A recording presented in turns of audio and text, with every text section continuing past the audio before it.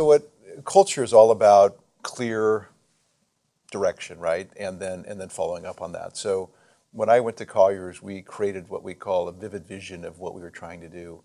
And part of that was, right off the bat, is to treat each other respectfully and appreciate each other's work, right? Because there's such a diverse group of people working there, from everything from skill set to income levels and things like that. So that was the first piece of that. The second was we need to win with honor. We're not here to win at any cost. We're not going to cut any edge corners.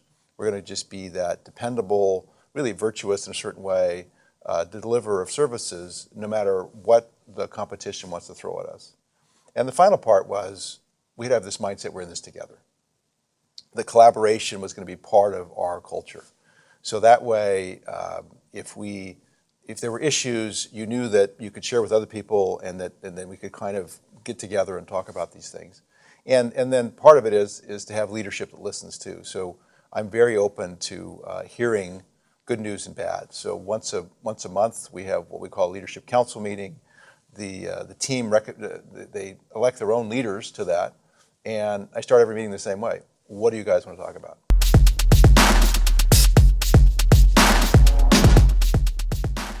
First of all, you need to know that besides having a wife of 32 years, which helps a lot in this area, and having 4 daughters, I actually have 6 sisters.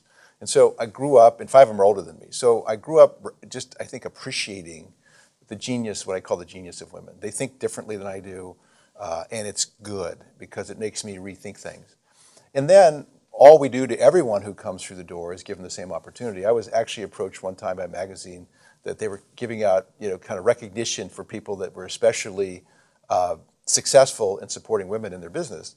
And so they had these series of questions, and the first question was, what is your special program for the women in your office? Because obviously they're doing very well.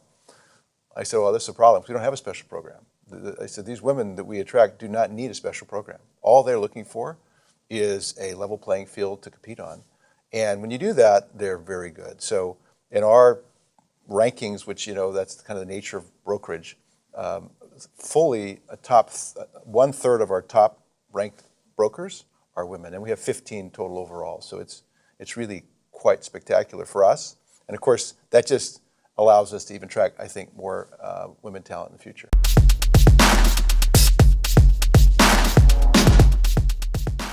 When you attract good people, you kind of unleash them on this idea of pursuing great things in their own lives, work and personal life.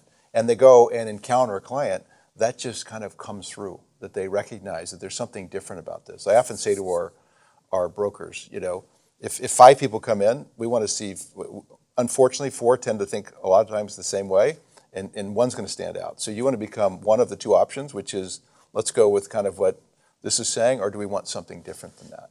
And I think that different piece is what makes our culture outstanding. And it's not just for, again, not just for the top broker, it's for every broker up and down, it's for all of those that are supporting them.